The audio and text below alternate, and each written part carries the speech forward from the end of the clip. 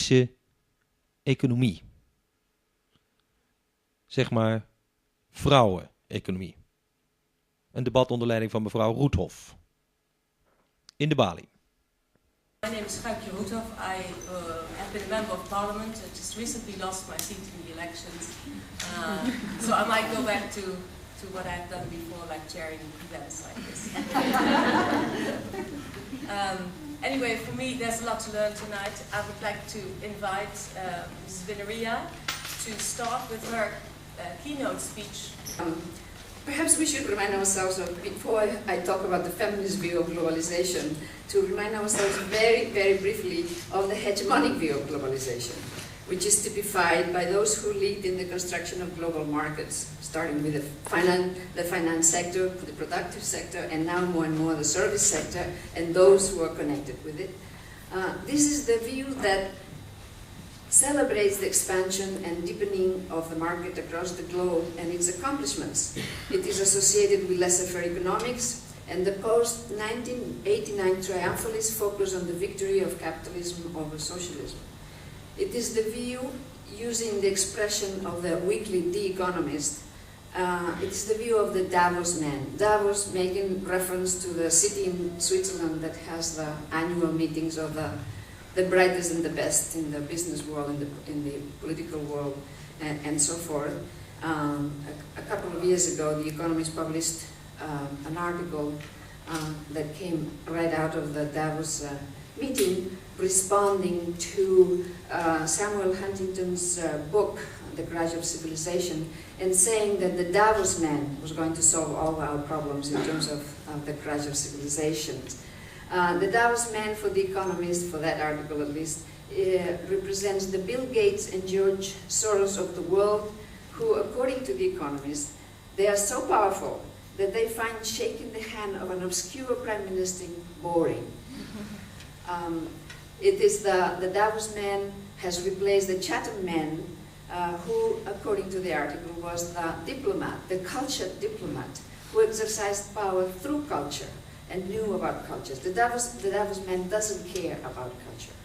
This is a quote. Some people find Davos men hard to take. There is something uncultured about all the money-grubbing managerialism. But it is part of the beauty of the Davos man that by and large he does not give a fig for culture. And in this case, culture was specified as, you know, Islamic culture, Hindi culture, Italian culture, and so forth. Now, The Economist is fascinated by the Davos man. One of the reasons for this fascination is that, so it argues, he will do away with the tensions between cultures. Through the markets, we will homogenize cultures, and therefore we will get rid of these tensions.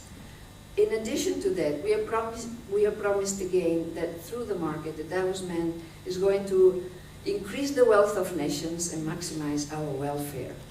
And of course, when we say that, we are assuming that it's going to be a lot of trickle-down in terms of how the production or the maximization of wealth is going to benefit everybody.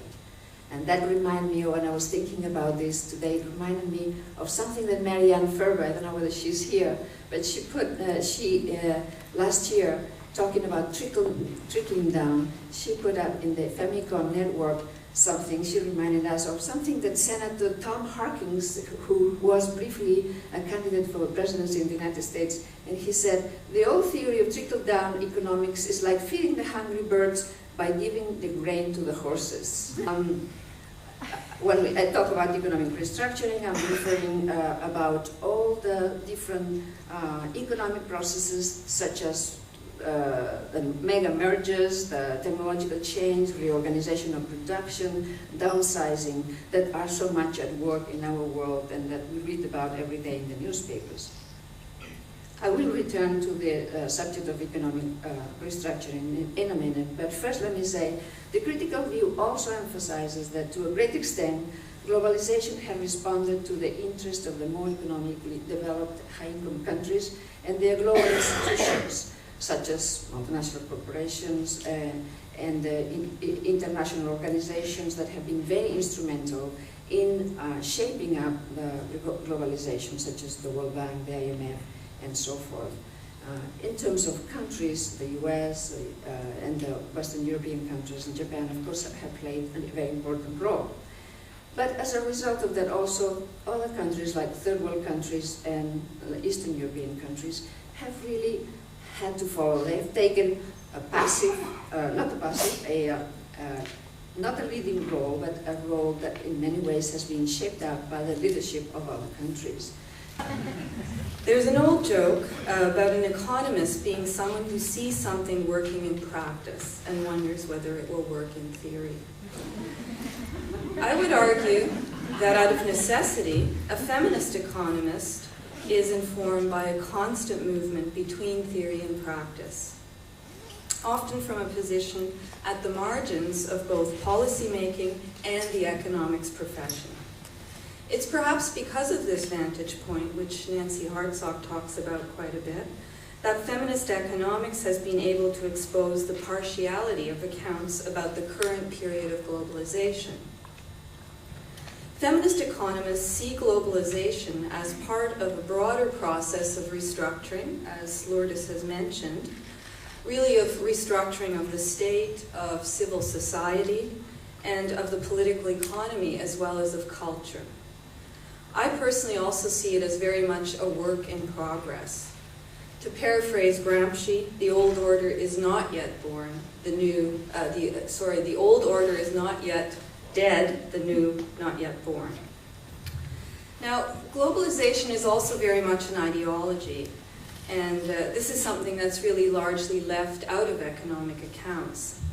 And it's an ideology, I would argue, that's largely consistent with the outlook of affluent minorities in the OECD and the urban elites and emerging middle classes in the third world, who benefit from the consumption patterns and the production and financial circuits of transnational capital. In other words, the very people that Galbraith writes about and refers to in the culture of contentment. This so-called globalization paradigm has, I think, yet to congeal around such central issues as how the current shift in governance might impact on the citizen, how it might impact on the public and the state, as well as the very vital communities and family networks that are instrumental to survival in the South. And as so often is the case with theory and analysis in the social sciences, the emerging globalization paradigm has been decidedly silent about the gendered underpinnings of the current transformation.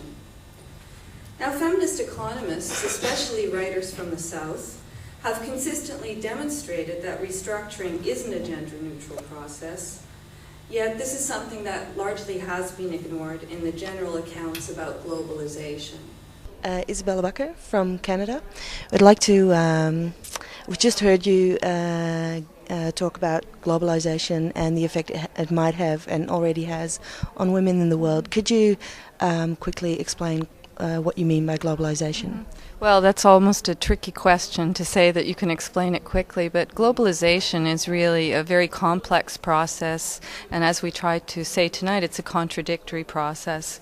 In other words, for some people it looks like a good thing, and for many other people it looks like a bad thing. Basically, the way a lot of economists would look at it is they would say it's a change in the way in which things are being produced, in the sense that we now don't need to produce things in one place, they can be produced across the ocean somewhere else. It's a change in the way in which the state interacts with citizens and with the economy.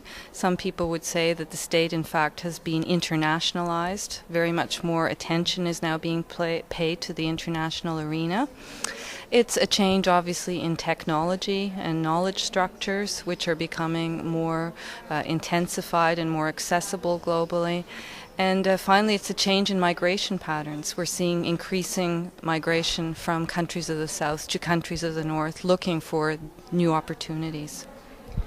Just before, you've talked about trends. This globalization trend has been going on for a while now. And there's also been trends in the way income has been distributed over especially genders, men and women in the world. And would you agree that there is a trend that a bigger proportion of the poor in the world are becoming women and children. And you've talked before about polarization of income and a widening of the gender gap. Could you elaborate on that? Yeah, well, I think that generally from the United Nations Human Development Report, we have seen from last year's report that there is a rise in poverty worldwide. And in particular, that tends to strike women and children hardest because they don't have as direct an access to markets and to monetary sources of income. So that's what some of the more recent feminist literature has been concerned about. In the North, of course, with the cutbacks in the state sector and in social services, again, it's women and children who tend to use those services more than men, so they are affected disproportionately in a negative way if those services are cut. And also because the people that work in those services would generally be women as well. So they'd be cut in two ways, I suppose. Yeah, yes, that's right. A lot of the good job opportunities for women in the post-war period, or at least since the 1960s, were in the public sector. That's where they had better work conditions, certainly much higher wages in general than in the private sector. And we are seeing an erosion of those gains. So how would you say that that we can turn this trend, or does the whole restructuring process of globalization, which always is an opportunity for change, how can we take that opportunity and turn it in the favor of women in particular? Mm-hmm. Yeah, it's a great question. I think that the first thing is to reveal that the restructuring process is a gendered process, first of all, that it's not gender neutral, that it affects men and women, boys and girls differently. And the second thing is really to engage at the local and the national level to pressure for the kind of policies that are beneficial to women and children. In other words, not to give up at the national front. And this is something that we've learned in Canada through the various trade agreements that our government has signed. The women's community has organized quite vigorously, and we found that if there was a lot of objection in the country, then it was much more difficult for our government to go into the international arena and to fulfill those commitments.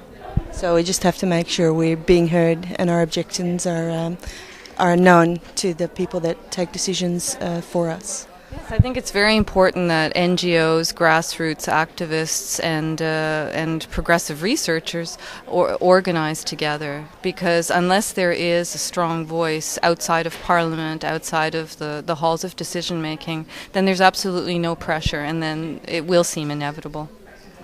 I've got one last question for you. I was very intrigued with your statement of how globalization almost has, there's a myth around it that it is a natural thing that just, grows, and how you expressed and